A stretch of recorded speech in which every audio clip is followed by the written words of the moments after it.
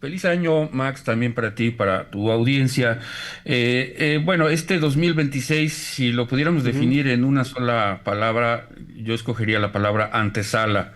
¿Por qué? Porque eso es algo previo a cosas importantes que ocurrirán en 2027. Como tú decías, se definirán las reglas electorales para la elección intermedia, que es un examen del gobierno en su conjunto, el gobierno federal, para ver si sostiene la misma popularidad la presidenta Claudia Sheinbaum y los gobernadores afines a ella, y se renovará pues la Cámara de Diputados.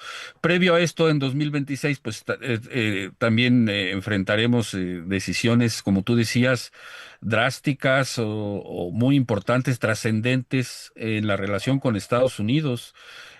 Como mencionas, el tratado, el TEMEC estará bajo la lupa, no porque esté planeado así, porque como recordamos, en julio de 2026 se dará una revisión, no renegociación. Esta semántica es muy importante porque en la óptica, en la visión de Donald Trump, él plantea que pues, quiere casi voltear de cabeza el tratado e inventar uno nuevo. Así amenazó a principios de diciembre. Ahora, ¿qué tan factible es eso que quiere Donald Trump de inventar un nuevo tratado? No es tan fácil porque de acuerdo a las reglas del tratado, en su artículo 34, si alguno de los tres países, México, Canadá o Estados Unidos, se quiere salir, tiene que avisar con 6 meses de anticipación a sus dos contrapartes. En este caso, Trump tendría que hacerlo en enero, a más tardar en febrero, y no se ve que lo vaya a hacer porque no le conviene, aunque él dice que Canadá y México se aprovechan de Estados Unidos. Creo que es una relación muy sana, tripartita, a nivel comercial y que beneficia a todos. Sin embargo, ya sabemos que Trump junta una cosa con otra, y un escenario que podría contaminar esta revisión del TEMEC es el aspecto de seguridad. Como tú bien dices, 2025, un año pues muy duro en cuanto a temas de seguridad en México. Y la ofensiva de Trump parece que apenas empieza contra los que él llama narcoestados, como Venezuela, en donde ya empezó la ofensiva terrestre sin Ujú. tanto bombo y platillo, pero ya reconoció el mismo Trump que ya ha habido ataques de supuestas fábricas de producción de cocaína en Venezuela. Y ese tema Trump lo suele ligar de alguna forma con el aspecto económico, los aranceles, y en este caso 2026 es el año del TEMEC, de la revisión, pero Trump amenaza, así dijo, palabras textuales, con dejar morir ese tratado e inventarse uno nuevo y tal vez ni siquiera con los tres, ¿no? Lo cual a mí se me Ujú. hace retórica, se me hace bluff, pero con Trump nunca se sabe. Entonces debe estar muy pendiente la administración de Claudia Sheinbaum de separar los temas. Una cosa es el comercio trilateral y otra cosa es los asuntos de seguridad, porque Trump la va a querer llevar a esa arena donde todo se mezcla, la inseguridad, los cárteles y el aspecto económico, la balanza comercial, el tratado comercial con Canadá y con Estados Unidos. Claro, Osvaldo, además marcas algo muy importante. Bueno, el secretario de Economía, Marcelo Ebrard, ha dicho y ha establecido que hay condiciones, que va a haber seguridad y va a haber certeza en los puntos a revisar para el próximo acuerdo del Tratado de Libre Comercio, si es que se lleva a cabo, si no lo elimina Donald Trump, porque pues depende de cómo se levante el presidente de Estados Unidos de contentillo, depende de qué pendientes tenga para saber si está en condiciones, pero pues es una fecha límite en la que se va a tener que llegar. Pero también hemos escuchado de parte del secretario de Economía, que además sabemos tiene experiencia no solamente como secretario en diferentes secretarías a lo largo de su carrera, sino como pues ex canciller mexicano. Tiene esta capacidad de dialogar, de negociar como embajador y como canciller, pero esta experiencia le podrá dar una postura más firme para que el tratado pueda llegar a buenos términos, más allá de los amagues que pueda establecer Donald Trump. Es un personaje, o será un personaje importante, Marcelo Ebrard, y también pues el equipo que forme, que vaya a establecer estas estructuras. ¿Tú qué consideras? Porque pues sí, todos sabemos que depende mucho de los aspectos de seguridad, lo económico y los temas de este aspecto, Osvaldo. Sí, creo que tienes razón en este punto. Marcelo Ebrard estuvo, si recordamos, en la negociación de este Temec en 2020, que Ajá. fue una negociación muy difícil. Entonces, si alguien conoce en el gabinete de Sheinbaum qué resortes aplicar en Donald Trump, cómo reacciona, ahora sí, usando términos beisboleros que le gustan a la 4T, cómo fildearlo, porque Ujú. Trump se puede volver una amenaza si no se hasta ahora Sheinbaum ha sabido dialogar con él, ya lo vio por primera vez en el sorteo de la FIFA y aparentemente se estableció una relación cordial porque va a ser muy importante la revisión y esperemos que Trump no cumpla su promesa, tiene enero y febrero, aunque por otra parte, mm, algo que no está muy claro ni siquiera en Estados Unidos, según los think tanks de Estados Unidos, es si el presidente de Estados Unidos tiene la facultad de de cancelar tratados internacionales sin revisión o aprobación del Congreso. Eso está por verse, pero ya sabemos que en estos temas Trump pues no suele consultar al Congreso para sus iniciativas, ¿no? Entonces, sí, la figura de Marcelo Ebrard será muy importante como asesor, consejero, como el cabeza de la delegación de México en el TEMEC será importante su experiencia de 2020 cuando de manera muy difícil se logró este tratado que tiene vigencia de 16 años y que este 2026 se podría revisar si se amplía también, si somos optimistas. Claro, ese optimismo será muy importante porque 16 años, por lo menos 15 años o más de 10 años será importante, pero tomando en cuenta las condiciones en las que la última vez que hablaron o se le preguntó a Donald Trump en conferencia en la Casa Blanca acerca del Tratado de Libre Comercio, dijo que de ninguna manera iba a dejar que se extendiera tanto un acuerdo comercial, si no es que además tenía pudiera presentar condiciones favorables, muy favorables para Estados Unidos y para el bloque norteamericano que quiere no solamente encabezar, sino establecer. Vemos también, podremos ver que entonces sea un tratado de libre comercio más allá de los acuerdos que se puedan poner en el papel, los acuerdos en cuanto a tiempo, que sea un acuerdo que se revise cada 4 años, como los mundiales de fútbol, cada 3 años y así sucesivamente, por lo que dice Donald Trump, que depende mucho de los aranceles, de las inversiones y del flujo, el reflujo financiero que vaya a tener Estados Unidos a partir de este próximo, este ya 2026 y lo que pinte de este año. ¿Consideras que esto también puede ser una posibilidad, Osvaldo?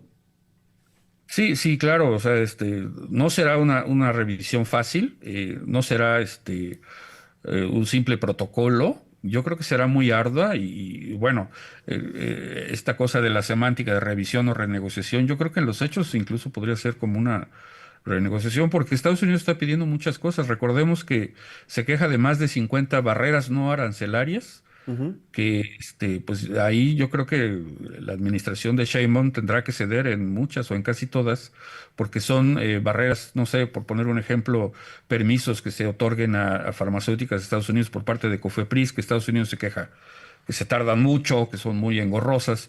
Estas barreras no arancelarias creo que México haría bien en ceder en algunas, que no afecten a la población mexicana o en todas, no sé. Estados Unidos, particularmente Donald Trump, pone mucho el acento en estas 54, me parece que son más de 50 barreras no arancelarias y creo que por ahí se puede destrabar la negociación si México cede un poco en ese aspecto. Correcto. Bueno, cerrando el año también, Osvaldo, nos enteramos de que Mario N. y Mario Alfredo N., el suegro y cuñado de Iván Archibaldo, también dos cabezas principales de la unión de esta organización criminal, fueron detenidos, están acá en México, pero están solicitando la extradición desde Estados Unidos. Más allá de representar un golpe fuerte, puede ser una moneda de cambio si es que se llega a concretar la extradición para los temas también de economía y los temas de libre o de tratado de libre comercio, no solamente sino los personajes que ya representan los temas de seguridad de nuestro país. Claro, la seguridad está muy pegada a la economía, la visión, el panorama de Trump.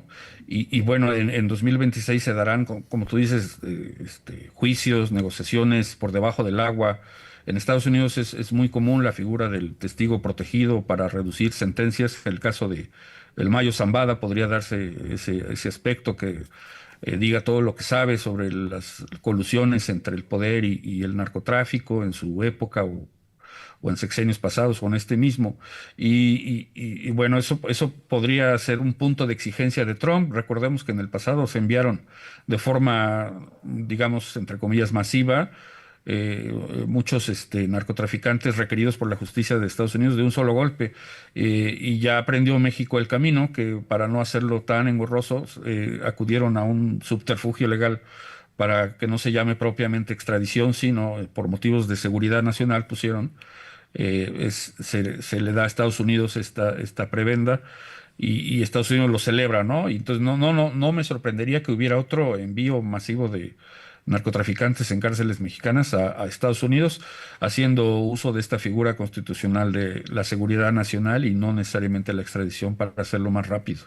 Claro, ahora también recientemente, cerrando el año, Ernestina Godoy tomó las riendas de la Fiscalía General y todo lo que esto representa, la responsabilidad gigantesca que tiene y la oportunidad además inmejorable que tiene para, pues sí, representar, si se le puede decir, una autonomía que no esté ligada a los intereses del oficialismo, Osvaldo. Pero ¿qué tanto puede reflejar esto, no solamente con los índices de crimen que se ven en nuestro país, lo que pasó en Zapopan también recientemente, sino en el señalamiento de muchos pendientes gigantescos que dejó el fiscal anterior, Alejandro Gertz Manero, y lo que pueda representar también para este convulso 2026? Porque tiene temas también sobre el tren interoceánico y las investigaciones que se están llevando a cabo para determinar los responsables.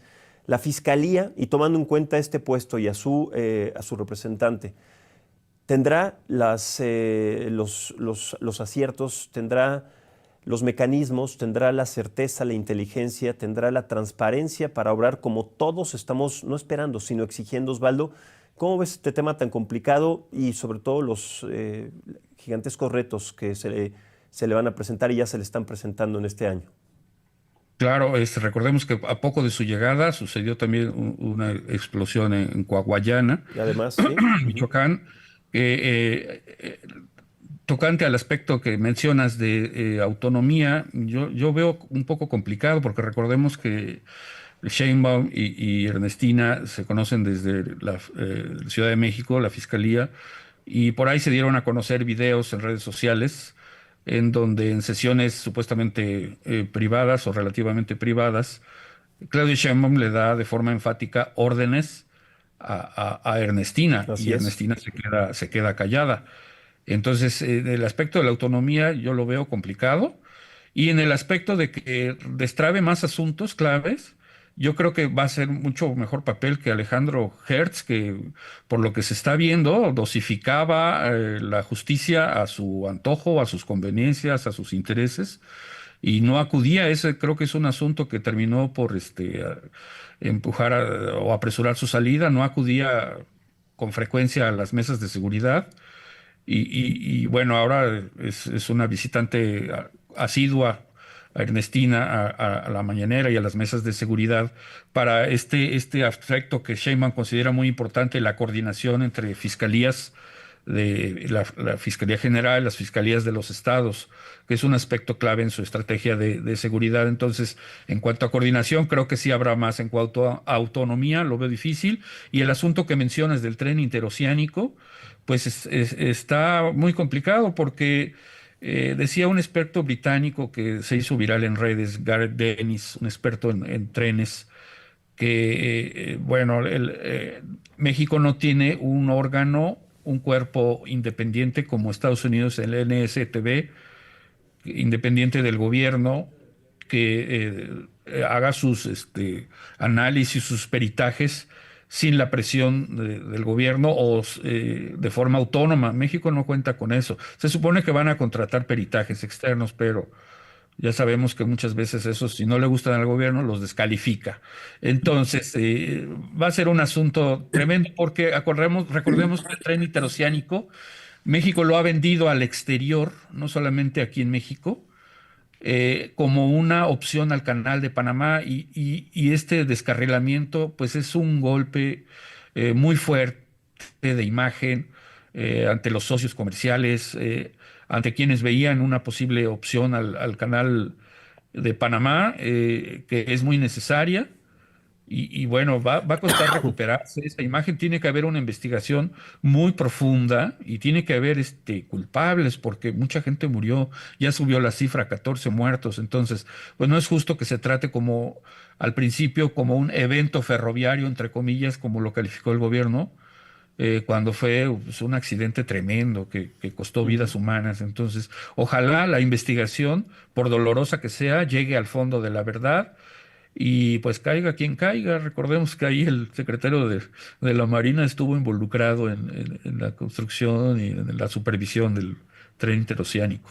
Sí, involucrado en eso, involucrado en el huachicol fiscal, sus sobrinos, involucrados, una institución tan noble, Osvaldo, y manchada de esa manera en los últimos años, porque además les delegan tareas que no solo no les corresponden, sino en las que no tienen ninguna experiencia. Y como bien dices, en Estados Unidos, pues evidentemente no pasa eso.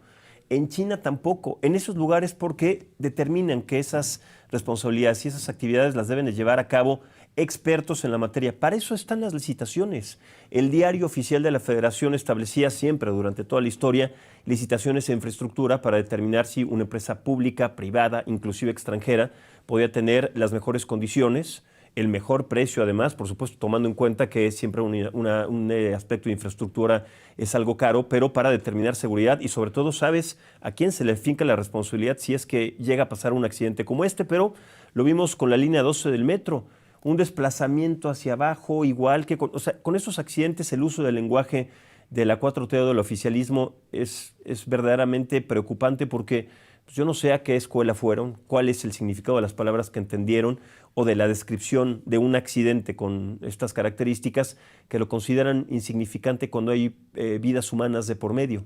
Un desplazamiento, un evento ferroviario, como le han llamado, para pues desacreditar lo que la prensa, lo que los medios de comunicación hemos dado a conocer. Y claro, en ese entonces, tú te acuerdas que una empresa extranjera de peritajes, noruega, me parece, que determinó que Ajá. las traves, que las columnas, que las vías, que muchísimas partes de la infraestructura estaban mal hechas, que además tenían deficiencias. No hubo un solo responsable, nadie No, entró a la y el cárcel gobierno desacreditó ese dictamen, o sea, y no lo le gustó. desacreditó. Entonces, primero, ¿para qué lo contratan? Lo que costó.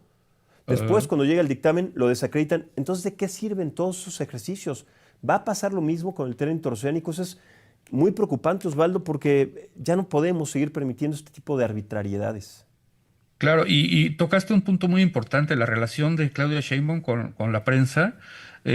A mí me pareció injusto que denostar a dos medios de circulación nacional, el Universal y Reforma, por hacer sus investigaciones periodísticas sobre la tragedia del tren interoceánico, en Ujú, particular una práctica que es común en medios de Estados Unidos, de China, donde tú quieras, dar a conocer, darle rostro a la tragedia y a claro, las víctimas.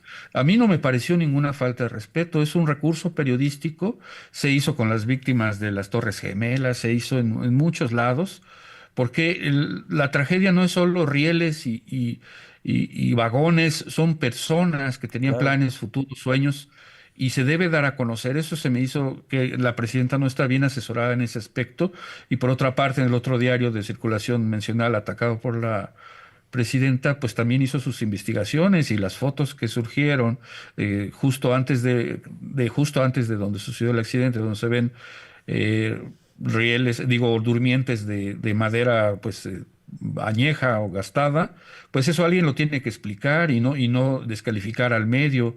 Ahora sí que somos los transmisores del mensaje, no los culpables. Entonces, ahí creo que tiene que reevaluar su relación con la prensa porque se ve muy mal que hable de cosas que descalifique cosas que son simplemente ejercicio democrático de la libertad de prensa. Claro, y una incongruencia absoluta con ese discurso y con lo que en algún momento también decía Andrés Manuel López Obrador. Tú recordarás esta tragedia terrible, verdaderamente demencial, que sucedió con estos 6 jóvenes en Jalisco que fueron secuestrados, fotografiados, fueron además grabados en video para que entre ellos mismos se atacaran, se asesinaran. Esto se dio a conocer y se pusieron las fotografías de las víctimas, así como de los desaparecidos, de otras tragedias en Estados Unidos el 11 de septiembre, etcétera, porque hay que ponerle rostro a la tragedia. Y en ese momento no se dijo nada. Al contrario, dijo que era oportuno dar a conocer la identidad de estos chicos, porque luego, como eran tomados como desaparecidos, que las familias supieran quiénes eran, cómo estaban identificados, para que a partir de ahí se establecieran otro tipo de mecanismos de investigación y se diera con los responsables. Pero de repente llega Claudia Sheinbaum, que viene muy apegada con el discurso de Andrés Manuel, pero que ahora no le gusta porque va directamente señalado a la negligencia y la corrupción que representa esta obra emblemática de esa administración, y entonces nos hace responsables a nosotros como en cualquier aspecto. Lo que es preocupante también en términos de libertad de expresión en esta persecución también a la prensa. ¿Qué esperamos nosotros? Seguimos haciendo nuestro trabajo, Osvaldo, pero vamos a seguir perseguidos, acosados, sometidos, castigados, como lo que le pasó al periodista en Veracruz, por hacer nuestro Claro. trabajo, por hacer, que además es un trabajo social, un trabajo de informar a la gente. Estamos en ese riesgo todavía más grave en el primer año de la administración de Claudia Sheinbaum. Estamos en un riesgo que pueda poner también pues, factores y reglas distintas para cada uno de nosotros y los medios en los que trabajamos. Claro, ese asunto que mencionas del periodista de Veracruz, realmente es ridículo que se le acuse de terrorismo. Sí, Nunca se explicó a detalle por qué, en qué basaba la Fiscalía de Veracruz, que está estrenando fiscal, por cierto, en qué se basó para acusar de terrorismo al compañero Lafita León. Y bueno, yo he visto sus colaboraciones que hace, sus en vivos, y el señor es muy respetuoso, se limita a dar a conocer lo que ocurre en el momento, accidentes viales, recibe amenazas, recibe improperios, y además de eso, la fiscalía lo acusa de terrorismo y bueno, se dio ante la presión mediática, pero si no fuera por eso, hubieran seguido con esa locura de acusarlo de terrorismo. Y bueno, está en libertad bajo caución. Entonces, ese proceso sigue y debemos estar atentos, porque creo que a nadie le conviene que exista una prensa sometida, porque al contrario, creo que en el ejercicio de nuestras libertades es muy importante dar a conocer pues los fallos, las cosas que se pueden mejorar en los gobiernos, y creo que eso se está perdiendo la mira un poco, que como tú dices, no somos el enemigo, somos al contrario. Creo que todos vamos juntos en este camino, en este bote. así es, sí, está pues una fiscalía totalmente coludida también al estado de Veracruz en este sentido para acusar a este hombre en el trabajo periodístico como si fuera terrorista, pero a los terroristas, a los que ponen coches bombas, a los que secuestran, asesinan, a los que generan estas imágenes, estos momentos dramáticos en Zapopan, matando a un empresario. A ellos no solamente no se les detiene, sino que tampoco se les castiga si se les detiene. O sea, son parámetros y son posturas diferentes la que usa la autoridad para castigar a gente que habla con la verdad, que pone y que documenta situaciones que ponen en riesgo nuestro país, y a los verdaderos delincuentes los sigue abrazando, los sigue apapachando, los sigue conteniendo y los sigue todavía en muchos aspectos y municipios, los sigue dejando trabajar con absoluta libertad. Pues complicado, no sé si sea un simbolismo lo que pasó con el temblor ya hoy muy temprano a las 7:30 de la mañana, Osvaldo, pero complicado parece ser que vamos a tener también este 2026, sobre todo en la relación de prensa con el oficialismo, en temas de seguridad, de economía, como ya lo vemos, y también pues en los temas de infraestructura, que a ver cuántos aspectos y cuántas historias más van a seguir saliendo sobre este reflejo negligente y corrupto que refleja el tren interoceánico y las demás obras faraónicas de esta y de la administración anterior.